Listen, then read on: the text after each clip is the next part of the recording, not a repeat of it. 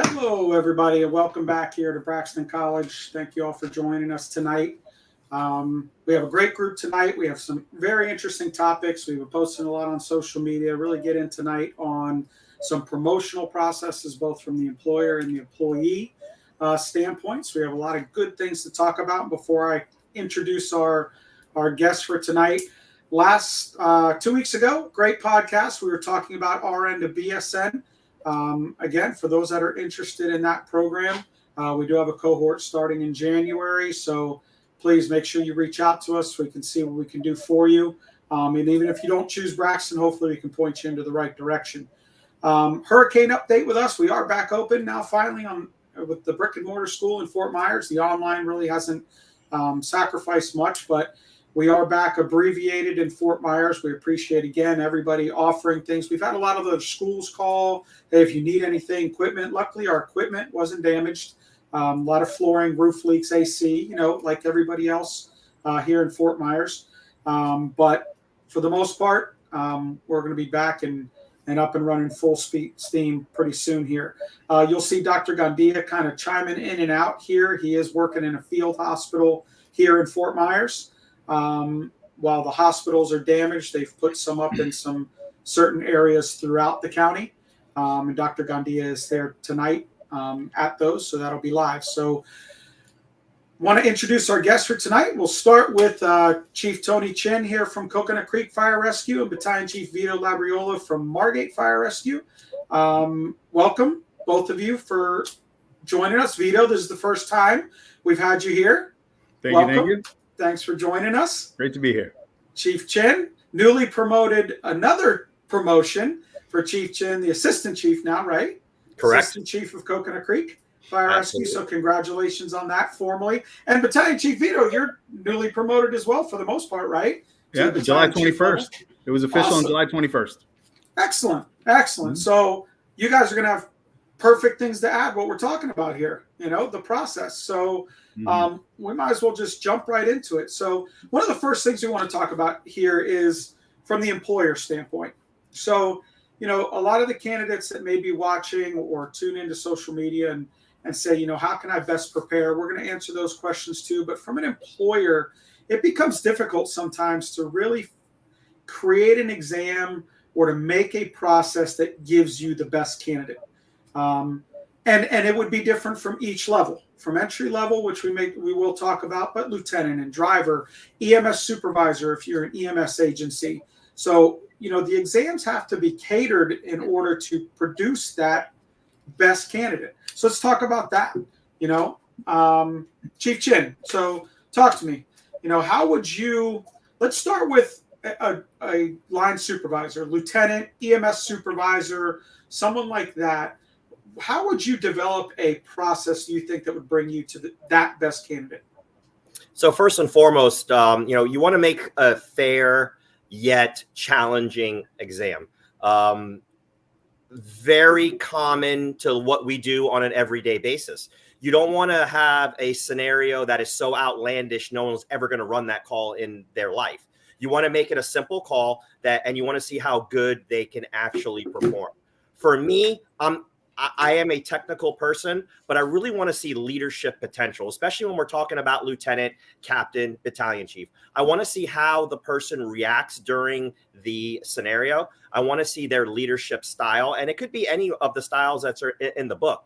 But I want to make sure that that person has the potential to lead a crew, whether it's a simple call or a complex call. So when we look at, a person that needs to groom themselves or get better for an exam, I tell them, listen, you need to do the basics good and you need to do the basics great first. You're never going to be amazing if you don't have the basics. And a lot of the times we see these exams, a plane into a nursing home. I mean, we're never going to see that call ever. And we're never going to be good at it, thank goodness. Yeah, but how about running a cardiac call? How about running a cardiac alert? Or how about running a simple motor vehicle accident with multiple patients?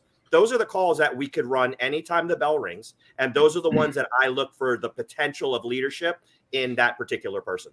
So you're looking at leadership, right? So you didn't mention too many times skill set, right? It was mostly leadership. How can you guide?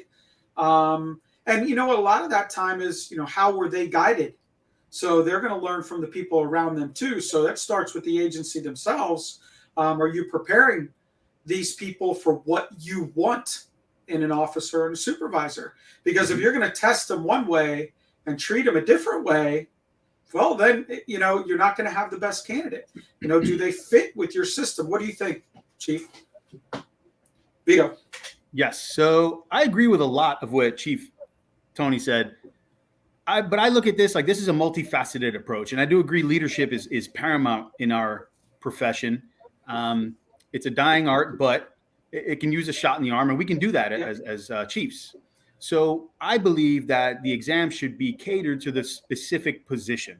That's number one. Number two, these individuals should already be prepared going in to the promotional exam because they have policies, protocol, procedure that they need to keep up on. And we need to be looking at, as we're preparing for this exam, high risk, low frequency calls. That's more than likely what might be on these exams. We run, at Margate, we're running 9,000, probably 7,500 medical calls a year. Pretty proficient. I want to test them on critical thinking, gray area calls in which they're going to use their leadership capabilities to make it happen. But like I said, there needs to be different layers to this testing process. I believe there should be a written exam that's good for comprehension, retention, test taking abilities. We need to be able to do that as officers. I truly believe there also needs to be a practical, especially when we're talking about driver engineers. Practical approach, the only proof of ability is through performance. And I think that practical, you get to watch their leadership skills. You can see it firsthand. And it's really the only way to tell if they're capable of doing the job is via the practical portion. And then what I'm accustomed to is you top it off with an interview. That's where you really get to know your candidate, where the candidate needs to sell themselves and say, hey, this is my education, experience, my awards, my tenure. This is it. And ask me questions. So it's funny you bring that up because you talk about an oral, and I have mixed views. We should know our people for the most part now, depending on the size of your agency. But the quiet ones that are around the station that really are good employees, they have the knowledge.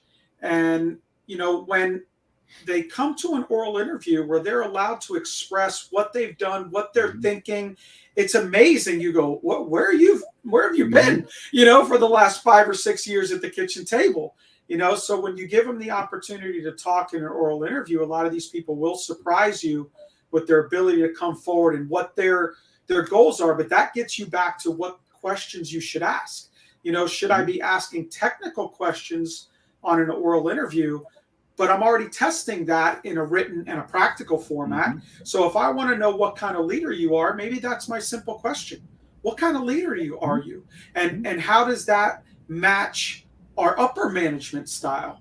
That doesn't mean they always need to be the same, but if they're not, then it's hard to maintain that vision. And Doc, I'm sure you see the same thing in the ER. You have people that move in and out of management levels, and you're like, how in the world, who talked to this person before they got this job, right? And it can't just be merit on loan, right? Right. No, and it's really, I think part of the thing is them knowing what they're getting into.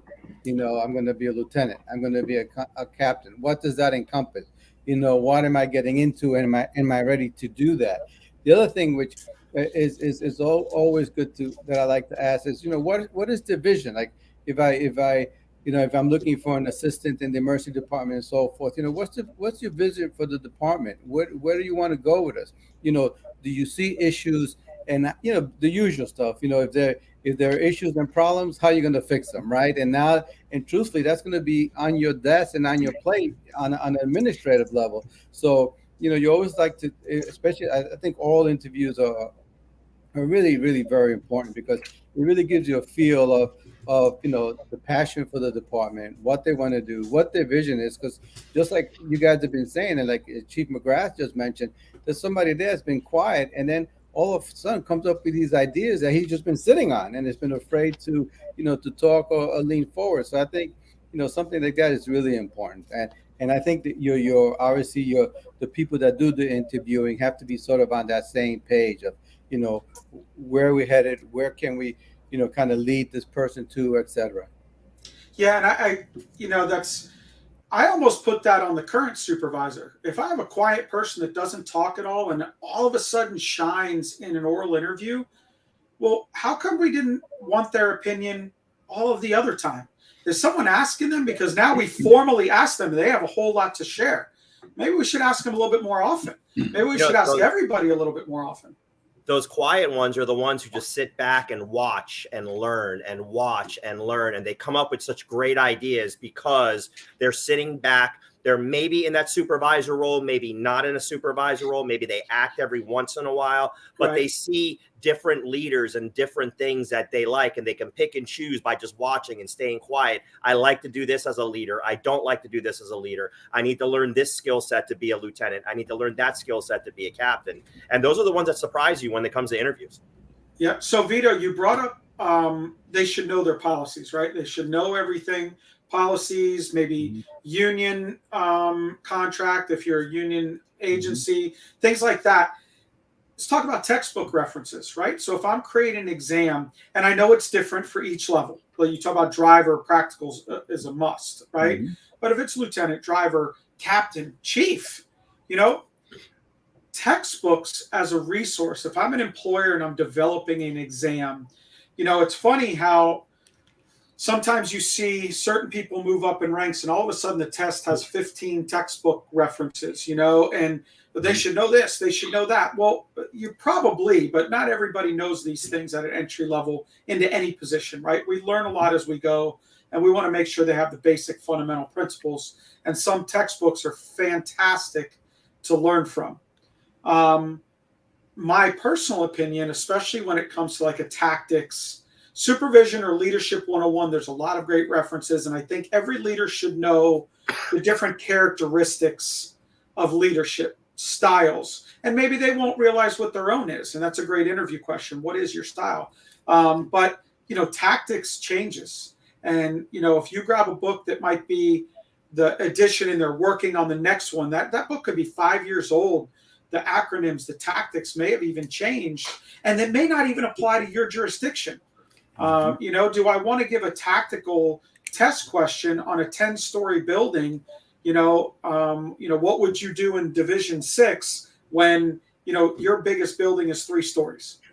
That's not going to make the cream come to the top, so to speak. So what's your thought of textbooks as a reference? I'll start. Okay. So I don't like them. And let me tell you why.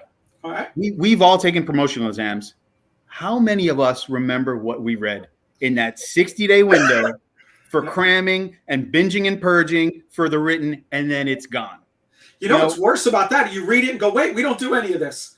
We don't do this, and we don't do this. And it gets you more frustrated. Absolutely. We don't have Bill, this you nailed it. and we don't have this type of scenario. Right, we don't do this. Yeah. Right. Absolutely. And like you said, Bill, it has to be specific to your jurisdiction. Sure. There are no South Florida tactics and strategy books. I'm sorry. No, this is all pushed to the Northeast and the West Coast. Yeah. All right. Everybody in between does not have a tactics and strategies book. So for me, trash. But I do think that this should be stuff that is done on an annual basis within your department.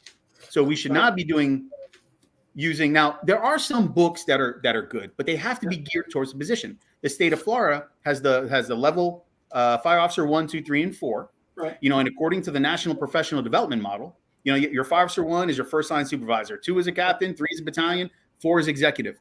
If you can find a book that kind of nails and is consistent with that model, go through it and pick out the chapters that you think might be relative. But this is what I would do. I like how you nailed leadership. Leadership, I would just add a leadership book. Yeah. Here's a leadership book. I want you guys to read this book. You might be tested on it, but read this book. What that book is going to do, it's going to incite something in all these candidates about different leadership styles. I don't want a candidate who has one specific leadership style. I need a candidate who has an arsenal of leadership styles. It has to be situational leadership. And I do think that giving them a book and saying, you might be tested on this, is a great entry point for leadership development. As far as the tactics I am not an advocate of that. I think textbooks should be scrapped from promote. I don't like it. And you're right, but it's still the tradition, right? What books do I have to study from? you know, but it happens. And some of the people, I'm sure they're going to be chiming in and go, wait a second, I had to study 5 books. And yeah, you learn something to pass a test, but you're right. You know, how much do you use it? Tony, No retention. Yeah, I think, you know, when we look at textbooks and we look at to see, you know, how we can make that situational scenario that best fits our agency, it's going to be very difficult because, like Vito said, you know, it's all over the place. There's no South Florida type textbook, whether it becomes a tactics or a leadership type situation. But one thing that we can take away from like a textbook is their commitment to the process, right? So if they actually go in there, they read the text, they make their notes, they do very well in a written exam. For me, it holds a little bit of water because of their level of commitment toward the process and toward the exam. So that's the only thing that we could sort of get away from the textbook. Me personally, I'm a practical guy. I always say this to my students: you don't walk into a chest pain call and take a 50-question written exam first, right? And then go treat, right? What do we do? You go and treat. So these type of promotionary exams should be based on practical and what we're going to do on the real call. The knowledge and the technical aspect, we can teach that. And we can teach that. And like, that's what Vito said, you know, you read this book, you may or may not be asked questions on it. But that should be part of your officer development program as well. Correct. If you give a test and you have 10 candidates sitting on a list, well, you better pay attention to those 10 candidates and you better keep grooming them for what you want them to be, because those are your next leaders. Whether they get promoted off of that list to the next one, you know, those are your key right now, and you need to concentrate on them and keep developing them, especially on their weak points, right? Doc, you had a comment? You know, I think, you know, as a few guys mentioned in reference to the textbooks and what's relevant to the particular city, I think there is some decent stuff in some of these textbooks, but you say, hey, you need to look at chapter 1, 7, 8, 10, the ones that you seem relevant. And then when you test, that's what you test on. You're not, like Chief mentioned earlier, you're not going to test on, you know, attacking a 15-story building, you know, when your highest building is 3 floors. But, you know, you do have, Chief Chen mentioned, I mean, you know, they have to go through some of that process. And I think part of that process is us as developers is saying, okay, listen, what would you like this candidate to know, you know, within, let's say, 2 or 3 of these books? Oh, you know what? These chapters are important. And that's when you can really kind of make it specific for that system, you know, along those books. And not necessarily just give them 5 books, read, you know, front to end, etc. But really pick out, you know, stuff that's pertinent to the city. So it's almost like we rehearsed this, Doc, because that's my next kind of comment. So what about outsourcing this? To me, if I'm, you know, at Braxton, we do promotional exams. So at any level, from firefighter to chief officer, if a chief was to call us and say, look, I'm looking for you to do a lieutenant's exam, a captain's exam, a driver exam, whatever that is, that's the first conversation, right? Is to come and sit down and go, what do they do? What do they do in your agency? Because there is no one size fits all exam. There is no one size fits all book, right, for us to do this. So what do you want out of this exam process? And, you know, and people want the exam challenging, of course. It should test certain knowledge, but there's nothing wrong with breaking down certain textbook chapters. But you want to make it relative. Job descriptions are important. When we see the job description, say, you know what, that book doesn't really address any of the job descriptions. They go, well, they do that too. Well, then add it to your job description. You know, so don't just add it to the test, add it to the job description also, and that'll help you. So what do you guys think about outsourcing your testing? Have an entity like ours or any testing entity come in and conduct your exam for you. I know, Chief Chin, you just did one, right? You outsourced. Yeah, I think it's an amazing idea. It is great to have somebody comes in with a fresh set of eyes to take a look at your department, take a look at the job description, take a look at some of the SOPs, take a look at your protocols, and say, hey, we're going to build a challenging exam with no departmental bias. That's the important factor there, right? Yeah. Because when we are looking at training division, when we're looking at EMS chiefs and whatever, we have our sort of niche of what we do within our department. And we're going to stick with that no matter what, because that's just what we've been bred to do. And that's what we've learned to do. When you bring in an outside agency, like we just utilized the Coral Springs Fire Academy for our driver engineer exam, they brought things and ideas to our department that we would have never thought of.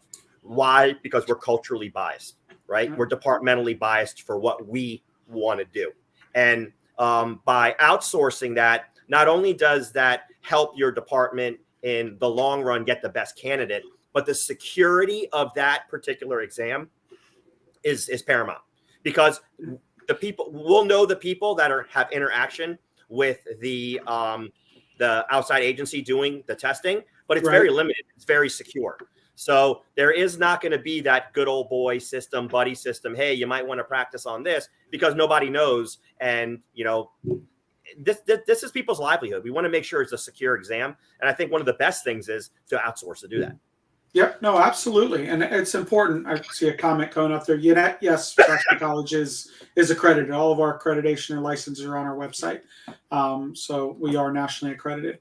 And I agree with that. And for us, like when we make an exam for someone else, if it's a driver exam, if it's a captain exam, you know, we have a pool of whatever, 30 different subject matter experts, depending on rank, and say, okay, I'm going to need 5 or 6 of you to work, because security is still important also. And obviously, if they're affiliated with those agencies, they do not help us with that. But sit and make exams, take the exams, validate the test questions, which is, we're a college. So our job is to validate exam processes, right? So we're used to those things. And that becomes a little tricky for agencies to be able to validate. In my opinion, the last thing you want is give a promotional exam that half the candidates are challenging all of the questions. That creates a lot of controversy. You don't want controversy in an exam. You want to say, here's the score, here's the person that's being promoted, and it's over. It's okay to have discussion and learning process, but you need to have a validation process. How did you know, or how did the testing entity show to you that this is a valid question, non-bias, distraction factors, whatever it may be? And you need a proper LMS. You need the online resources to be able to do that.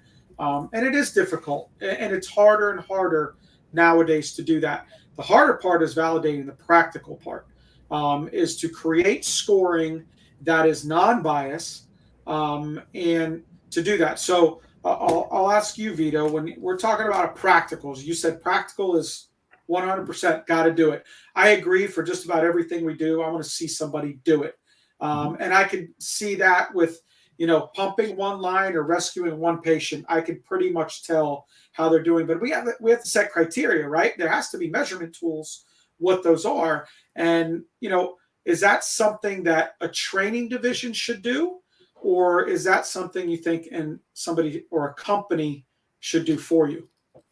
I'm a huge advocate about creating the criteria.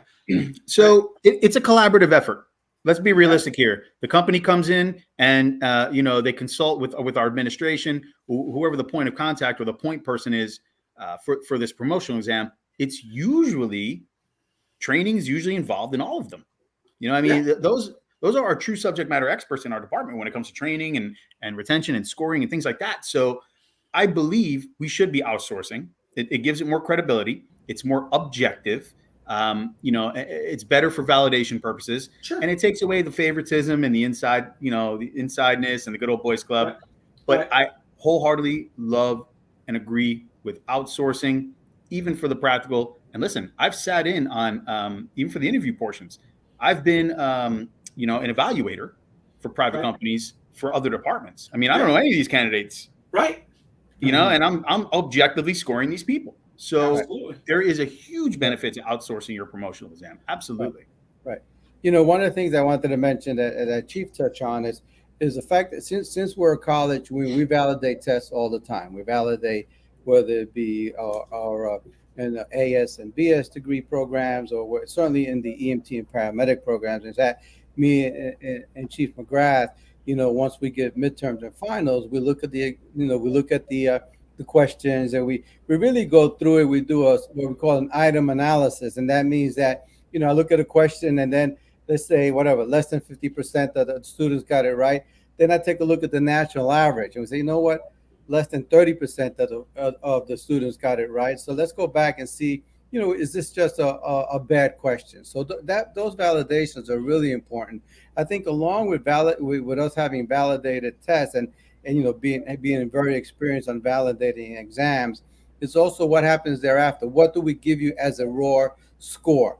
We can really give you, hey, this is what your candidates are. They got 50% on this, 90% on that, and really just let you know where you're at. Maybe as a system wide, where you may have to go back in training and say, you know what, the last 4 or 5 candidates really blew this section of the exam. Where are we in training in that way? So I think that's where it really helps us a lot in validating our exams. That's a great point. I think that's a big thing that agencies don't utilize. If you give an exam and you say, okay, we're promoting 2 captains and there's 20 people that take the test, those 2 are now promoted, the other 18 sit there. Well, how did we do with those 18, right? If we look and say, hey, this is where we're seeing a lot of the same things happening, people are missing this, or they didn't universally do well here, that should be handed right to the training division to say, here you go. We've now set your officer development program up for you. Concentrate on this.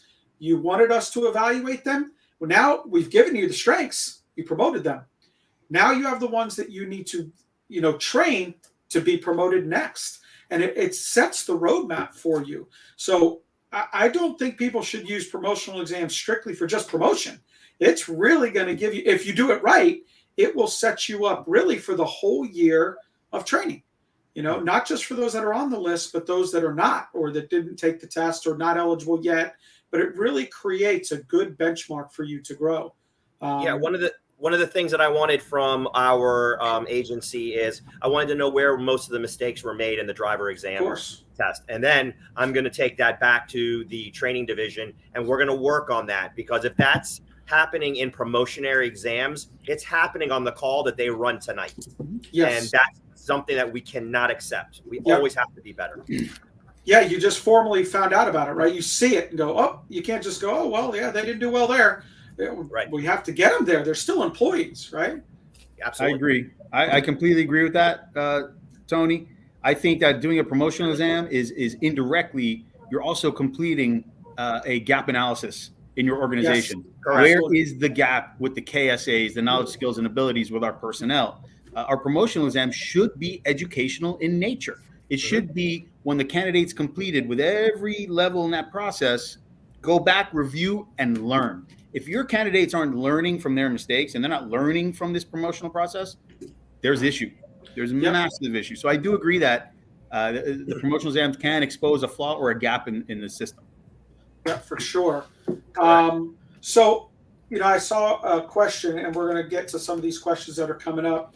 I saw a question or a comment from Manny that came up that should be 33% across the board. So we look at criteria, whether that be written, practical, interview, assessment. So it could be a lot of different things. First of all, we don't know how many criteria we're talking about, right? I personally would think for my lieutenant, captain, EMS supervisor, I probably want all 3. I want a written, I want a practical, and I want to have a conversation with you or do an oral interview.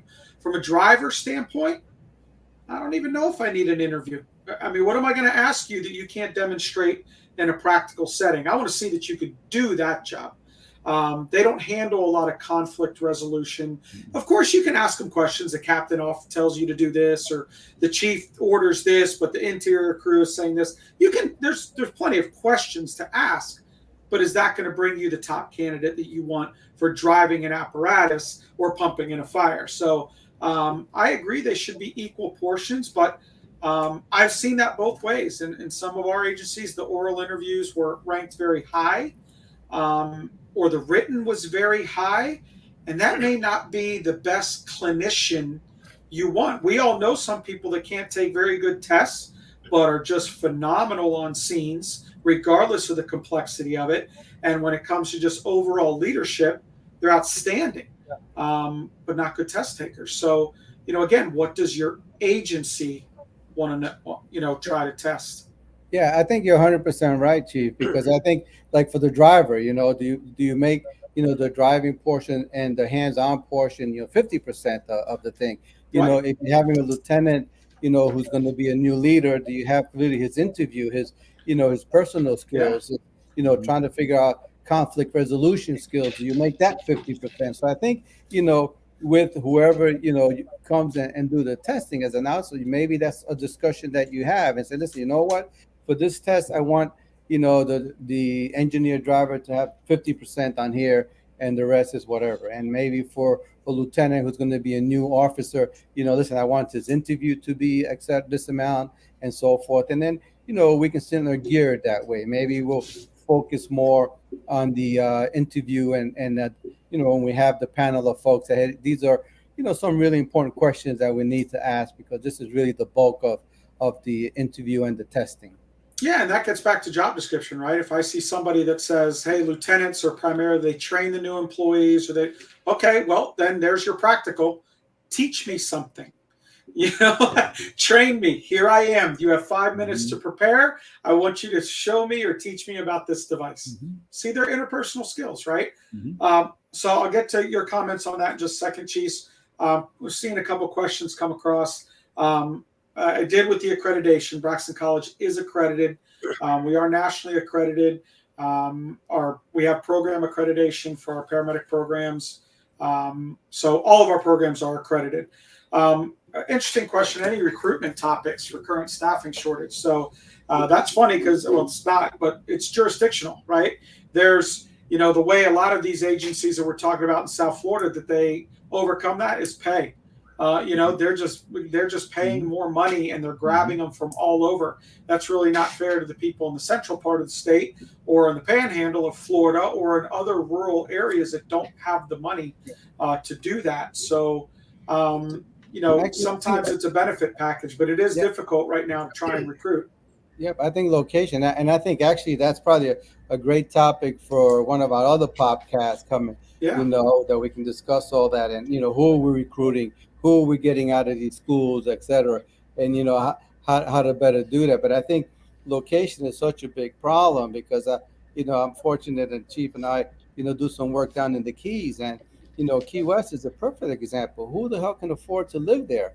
So folks stay there and they take off. So it's not, even though there may be a decent pay, unfortunately the area is so expensive that people can't really stay. So there's a lot of variables to that. I think location is probably the biggest variable of all, truthfully.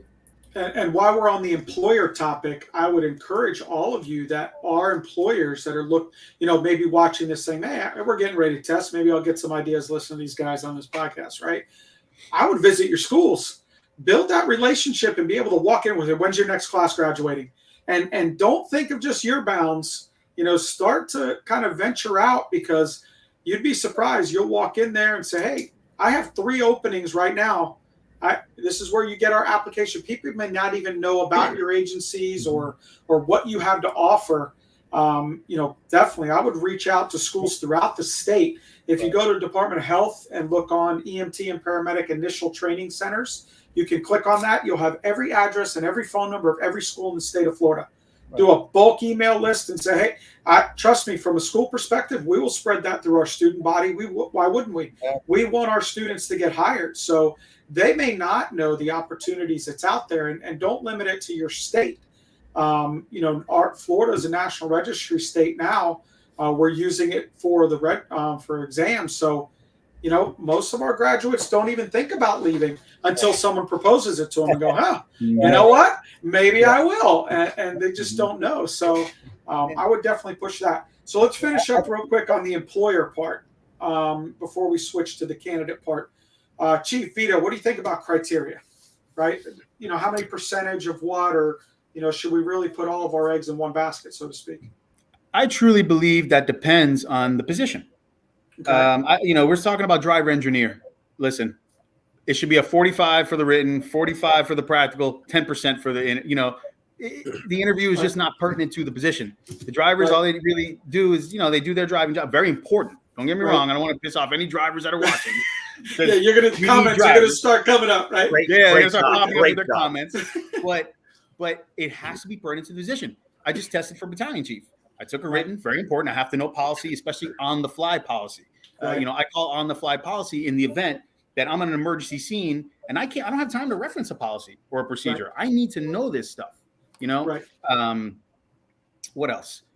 We did a practical scenario. We did a workers' compensation, an accident reporting, a command scenario. Very important for battalion chief. Oh, yeah. I got to know command and control. Sure. And the interview, I believe, is extremely important for battalion as well. Get to know your chiefs. Get to know their leadership styles. Get to know how they handle employee conflict. What is their passion with professional development? These are things that I think are important for that position. Lieutenant, that's different. I mean, medically driven, but can still be first due on a fire. And it's extremely important when you're first due on a fire to know what you're going to do without water. So to me, I have always said the lieutenant's position is the most difficult to test because they're responsible for so much.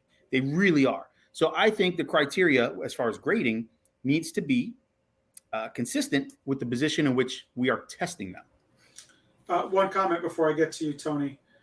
What you said, it's interesting because I agree with you where you see a lot of lieutenants that may upgrade to captain. Captain's off, lieutenant moves up. And when they're creating a test going, well, they may step up to captain. They're not a lieutenant yet. So to try and put things on that exam for what they may have to do after 6 months to a year, I get the thought process, but is that going to give you the best candidate? Exactly. I want the best lieutenant. I'll make the best upgrade captain through a training process. I need the best lieutenant. So, to me, I would stay at that area, even though, yes, their job is going to be more, they are going to be upgrade captain maybe in 6 months or a year, whatever your policy is. But that doesn't mean I'm going to test them on it yet. Maybe I create another upgrade process for that or something. And I agree I with want that. them to stay in their lane for right now. Be a good lieutenant. Be a good driver before I worry about you making captain. And that's my opinion. And I agree with you. And that could be a completely different podcast where we're talking about officer development program, upgrade development program, step up development. I mean, the amount of programs we can have are endless. So I do agree we should hone in on what we're testing them on, their specific job duties based on the description, and be testing them on their knowledge, skills, and abilities for that specific position. Tony, you have any comments on criteria? Yeah, I mean, you look at the position like a lieutenant, for example, and the misnomer is a lieutenant is a rescue guy or an EMS guy, right? But some of the most important decisions I've ever made on scene as a lieutenant had nothing to do with EMS. Had to do that the rescue pulled up on a structure fire before the engine, and are we going to go into a search and rescue mode? Are we doing event enter isolate search, or are we going to soften the structure? Right? Those are the things, and those are things that you learn for a captain. So when we understand the position, whether it's a lieutenant, a driver, a captain, we need to make criteria based on the least common denominator to something to put them in an uncomfortable position, because those are the things that create what type of leader you are. And do you know the book? Do you know the policies? Do you know what you need to do? Because listen, a chest pain call is a chest pain call. We're going to run those calls. They're important, but we get the sheer magnitude of the chest pain call and the quantity we're good at, right? Yeah. We're good at, just talking with us amongst here. Think about the last time a rescue pulled up on a structure fire first, jumped in a window and made a save. Yeah. Those are the ones that create and make, the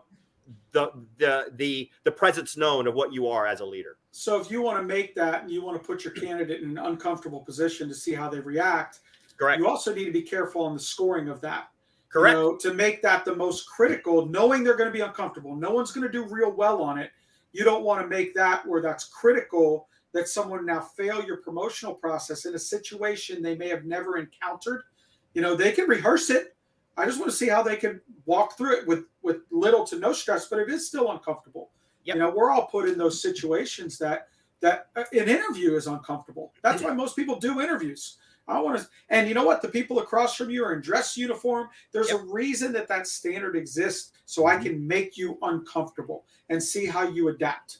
And really, if you think about it, if you don't make the person uncomfortable, you're going to have scores 99, 98, 97. Yes. All of them are going to be, really compressed, and you're not going to know who the best candidate is for your position. And last thing I'll comment before we switch over to the candidate side, I was working on an exam with another agency, and they had closed circuit TV in the waiting room when the candidates walked in, so they were being filmed, and the reviewers were upstairs, and they would sit down waiting for their turn, and they had citizens come in and sit next to them strategically in the waiting room and bring up complaints about the department, and they wanted to see how that candidate interacted with the public without rehearsal.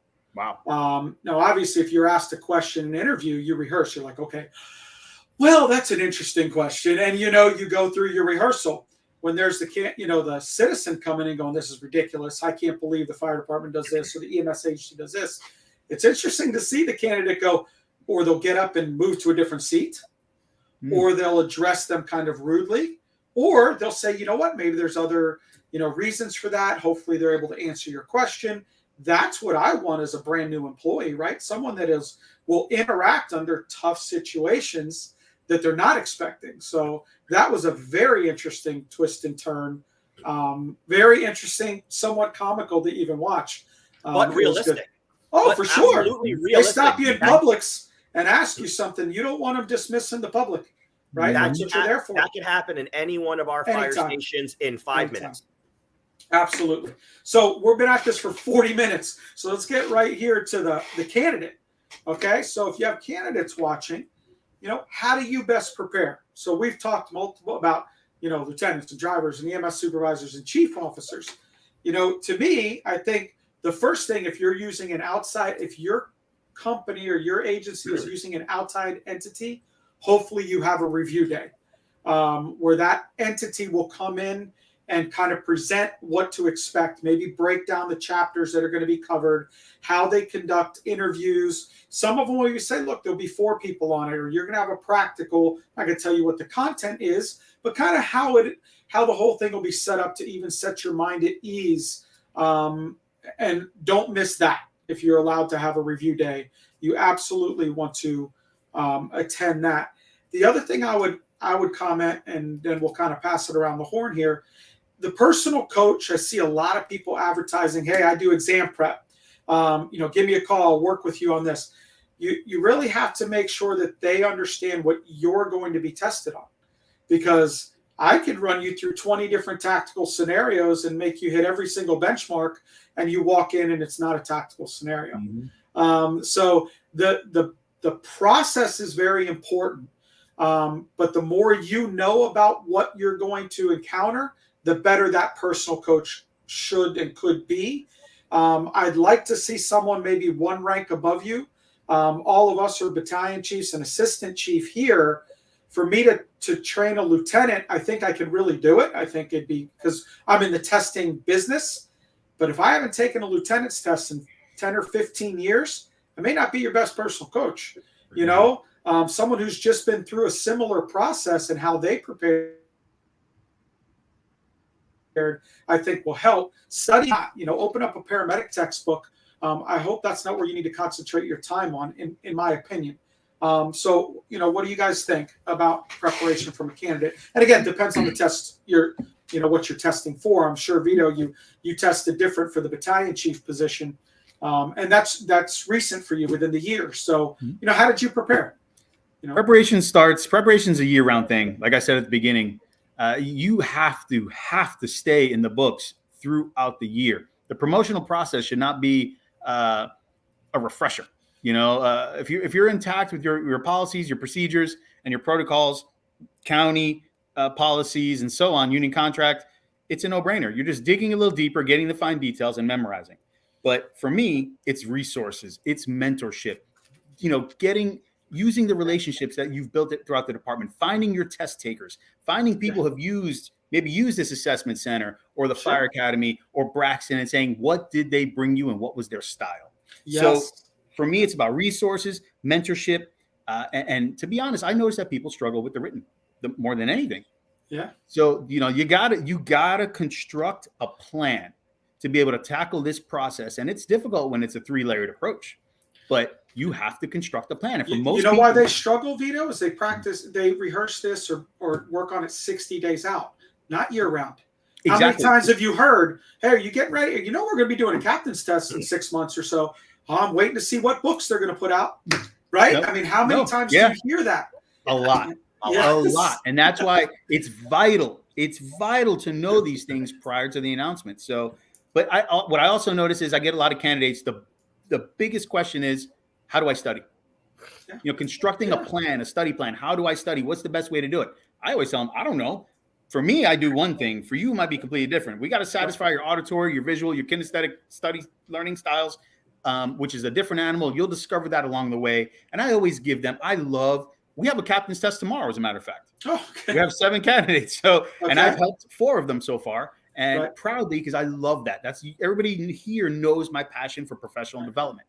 So I give them all little nuggets that'll satisfy all those learning styles and what they should do. And I consider myself a good resource for my coworkers. But preparation, constructing a plan, using your resources, seeking mentorship, and I call it learning your enemy, which is whatever entity will be giving you the promotional exam. Right, exactly. Yeah, that's a huge resource. If I know, especially if our agency uses the same one, I'm definitely talking to the people who just took that exam Absolutely. a year ago or 2 years ago and say, hey, how did you prepare? What did you do? I'm first going to talk to the ones that were promoted. Right? Yes. I'm going to talk to them. The ones that did the best. How did you prepare? And it may not be the way you need to prepare because you may be a different learner, right? Like you just brought up. But if you know who they are and your agency has used them before, a lot of time they approach things the same way. It'll be different content, of course, but they approach it. Chief, how would what would your suggestions be? So, the first thing you have to understand is your level of commitment to the process. What are you going to do to make yourself better? And then every one of us wants to make ourselves better when we go for these promotionary exams. But most of us are successful, and not all of us are successful in those things. So again, I think it's up to the individual, if your family life, your life dynamic, your work dynamic, what you do with yourself is very important. For me, I like to, look at the books. I like to also talk to the people that did well. I'm going to call up the guy who was number 1 on the last exam, and I'm going to say, hey, what did you do, and what did you find yourself the most beneficial in these particular things? And then also outsource. We've all made friends. We've all networked very well over our lives. Find someone who's on an interview panel. Find someone who's done these type of tests before. You mentioned about the people that will get you ready for promotionary exams. Sure. And me personally, I think it's sort of a scam, right? Because you cannot prepare a person for something that is not preparable. You're selling them on a theory. You're selling them on the hypothetical that it's going to fall. The points are going to score this way, this way, this way, this way. Instead of going back to the basics, committing to the process, understanding your SOPs, understanding the technical portions of the exam, and just learning it and doing it repetitive. I'm a big videotape myself guy, and then I look at it again and I make myself better based upon that. And I think a coach helps you with a process. Yeah. Right. So maybe they can evaluate you and help you and say, this is where I think you should concentrate your study time on. This is what I've seen. I also think some of the personal coaches or resources we're talking about are great to conduct an oral interview. Yeah. Sit down, ask me a question, throw them at me, and then I can respond and they'll go, oh yeah, no, you didn't mention anything that I was looking for. Right. And that I think can be practiced, right? An oral interview. I wouldn't watch YouTube and see a lot without being able to do. Because I can watch a ton of test questions or oral interview exam questions. People, driver, they'll put you in these situations, they ask questions. And you look at it and go, okay, I think I'm pretty prepared. The only way to me to prepare is to do it, right? Have someone else watch the YouTube videos and ask you in real time those questions and give yourself 30 seconds or a minute. That's it. And start moving on through those questions, because watching it is a whole lot different than doing it. So if the interview is your weakness or you're uncomfortable, then do it. Ask everybody you know. I had someone contact me today that's just getting ready to test for a position. Say, can I come by and ask you a few questions? I'm like, of course. What do you want to ask me? How can I help you? Well, they're not sure yet. So, sometimes it's just that. And, I don't need to ask them, tell me about yourself. What's your weakest part and how did you overcome it? those are things they can rehearse in front of a mirror. I'm going to throw some spins of what I would expect if I was one of the leaders in that organization. But then again, if I'm not, anything is fair game.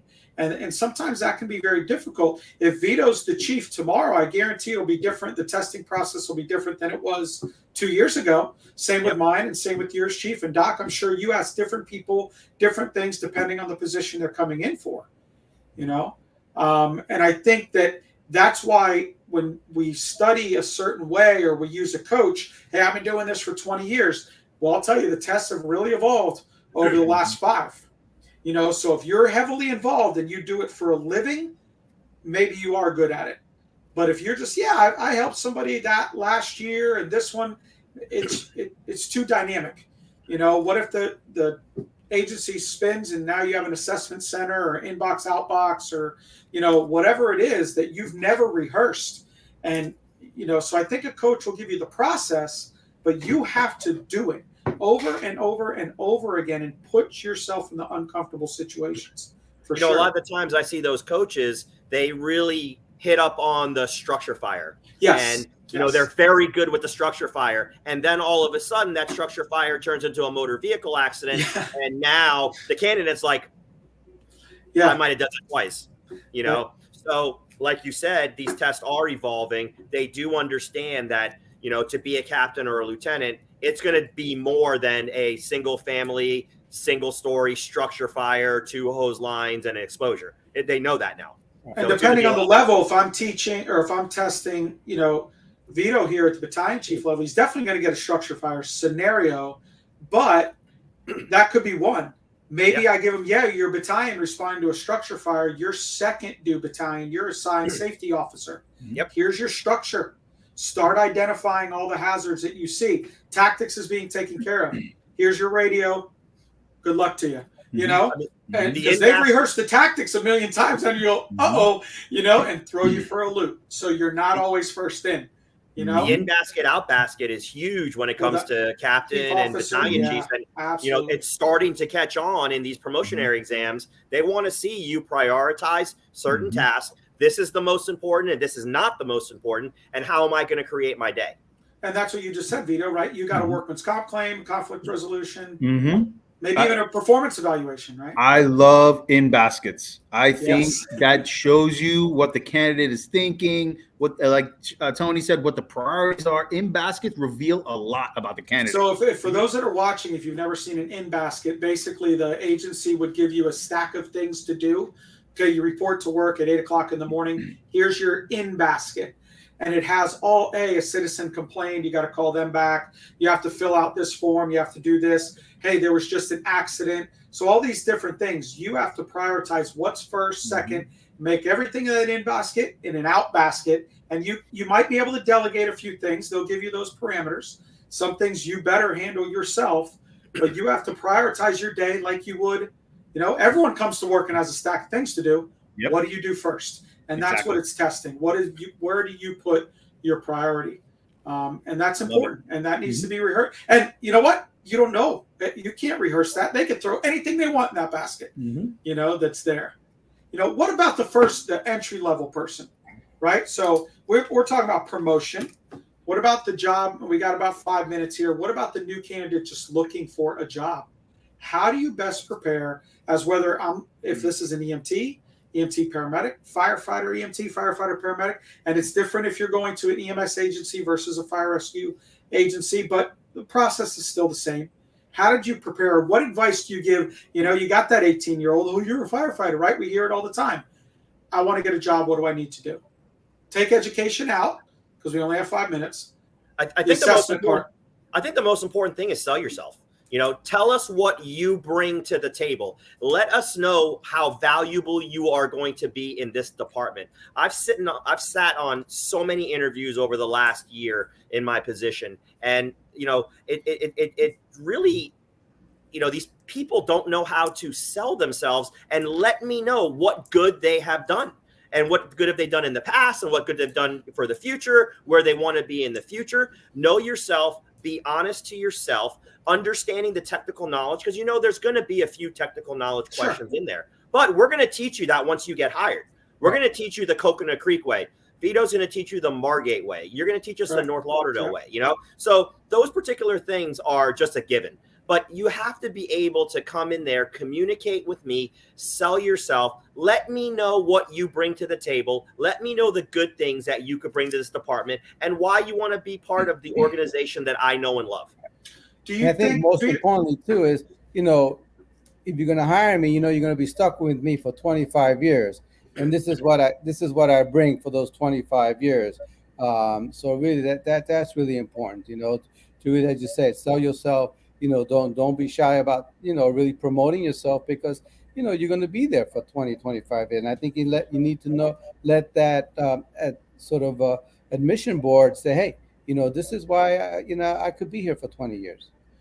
Right. And Vito, you know, we look at that, and some of these new employees have never been through an interview before, right? Mhm. They sit in, and this is the first time they've done this. And Mhm. that's unfortunate. If they don't do well, that was their shot, you know? What do you think? What would be wrong about providing that information beforehand? Say, listen, gentlemen, we expect you to wear this. Ladies, we expect you to wear this, or suggested. How many? We don't. Sometimes we walk in and the interview panel, I've heard so many times going, you know, they weren't even wearing a tie, or they're pretty casual, or they weren't wearing this. Well, you know what? Maybe they didn't know. Maybe nobody's guiding them that way. Doesn't mean they're a bad employee, you know, but we make those judgments. And unfortunately, it's a quick one, right? Absolutely. So, yep. And I believe we should be providing an orientation to our candidates. I mean, these are the future members of our organization. Absolutely. We're potentially interviewing a future fire chief. Yes. Why are we not providing an orientation with some general information, what you should wear, how you, if you're providing these details to the candidate and they still don't follow it, guess what? That's different. You're out of here. Yeah, you're out of Yes. here. So Yeah. that in itself is an exam. So I agree Yeah. with you. You know, that happens to us, that there are times that we do sort of mock interviews for you know, some of our graduates, and they come in, you know, flip-flops and shorts. This is a mock interview, for guys. Right. I know it's informal, but you got to be prepared to do that, you know, because otherwise that's how you're going to present yourself at a real interview. You know, you got to practice. I just want to mention something very quickly about when you talk about you know, studying and all that, you know, 6 months, 3 months, etc. You got to realize, and like you know, Vito mentioned, listen, this is a year process. Because if you're looking at, you know, I got 3 months, I got 4 months. Now you're spending 5-6 hours a day, whatever. You know, you don't grab anything after 50 minutes. So Right. please, you know, don't say, oh, I studied 6 hours. Forget it. You know, you maybe absorb 15 minutes of it. But, you know, so that's why, you know, really sort of gearing yourself, okay, I got 6 months, 2 hours here, 1 hour here, 2 hours here, as opposed to trying to do, you know, 6 hours a day the last month or so, which is totally impossible. For sure. Yeah, I just saw going back to the candidate too, just look at it this way. If you're a candidate thinking that you want to get hired at a department, from an administrative standpoint, we invest $140,000 with training, equipment, benefits, salary into a candidate based on an interview. Yeah. So if you can't sell yourself, no one's going to want to invest any type of money into a person who's not going to know what they bring to the table and not going to know what good things that they can bring to the department. When we look at it as a whole, those particular people, you're investing a lot of time. Like Chief Vito said, that could be the next fire chief. Yeah. And we're investing that time and effort and training and money into that person. And you can't sell yourself in an interview? Come on, you can. Yeah. Sure And we get a 30-minute snapshot with them. Basically, that's where we make our judgment. I just saw Chief Schultz that made a comment. Appreciate that, Kingman. That was, and Kingman, we talk about officer development. Tenzinga and the company that they're working for has done phenomenal things all over the country. And he's definitely on the forefront of that. So I appreciate that. All right. Well, we're finishing up here. Kind of closing comments. You want to go around the horn here, Chief Vito. Again, thank you so much for joining us. So the floor is yours for, you know, a couple minutes. You have any comments for any of the candidates, employers, anything you can add? Closing comments. Listen, never lose your passion. This is a year-round thing. Promotions don't just happen on the announcement.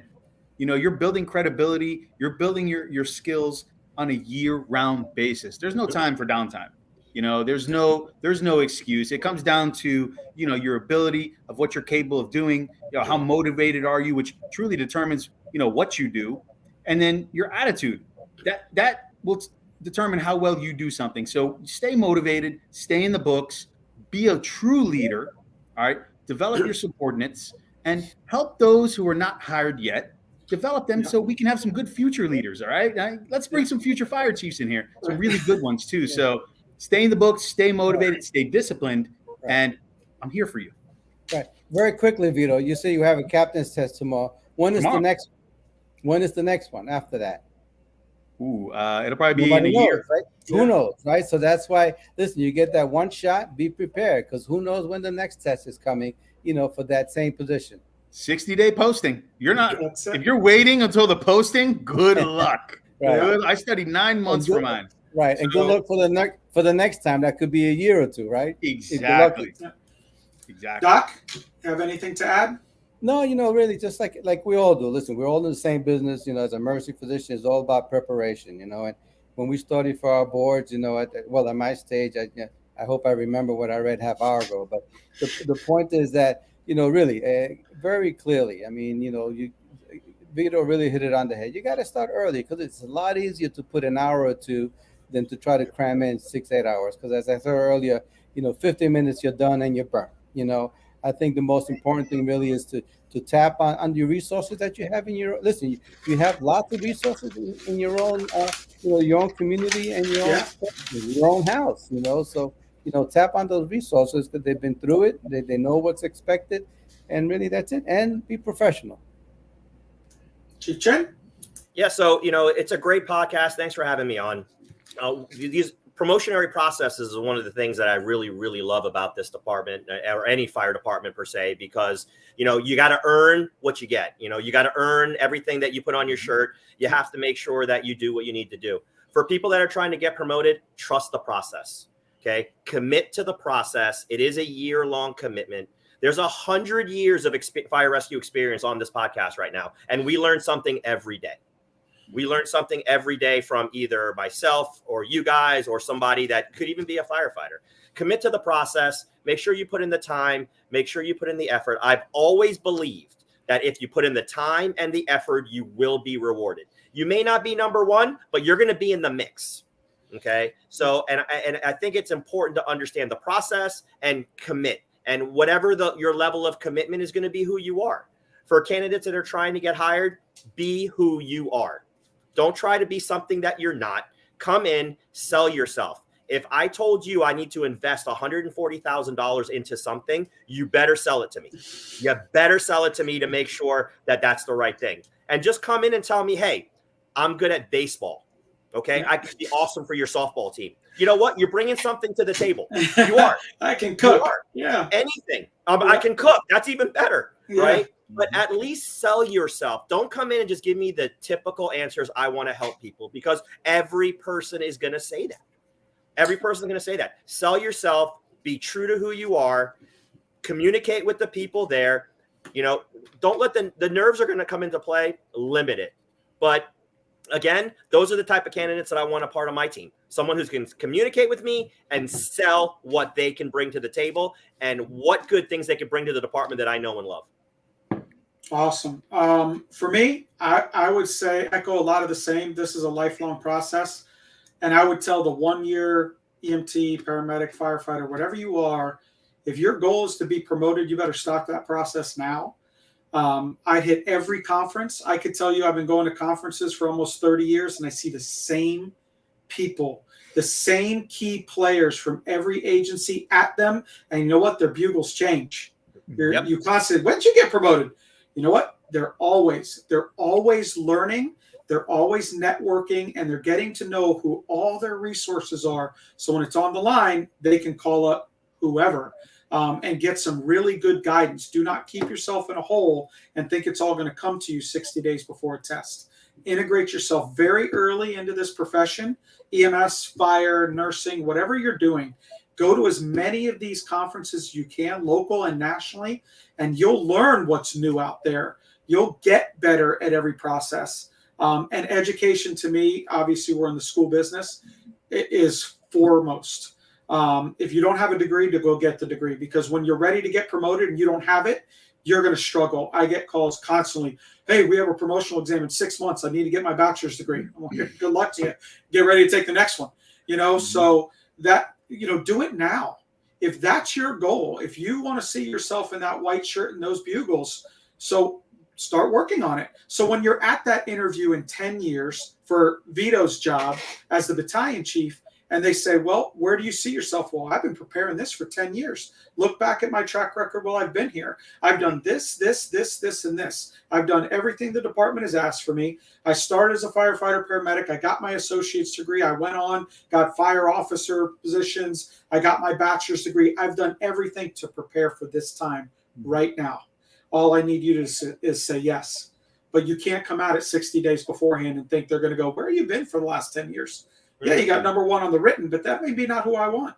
I want the one that's shown me. So start showing it from day one. Commit, like Chief said, Chin said, go through that, commit the process, but it starts now for whatever level you want. Even if you want to be the fire chief, or the EMS chief, wherever you want to be, start putting that goal in and start working towards it. And don't let anything get in the way. Don't make one test that you didn't score number one to be in your way or stifle and say, well, I'll wait for the next one.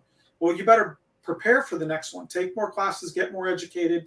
And you know what? Start volunteering for exams. If you hold rank right now, if you're a lieutenant or you're a captain, you better start contacting companies like ours and some of the others out there that do promotional testing. Say, hey, if you ever need a lieutenant or a captain to sit on an interview, I'm here.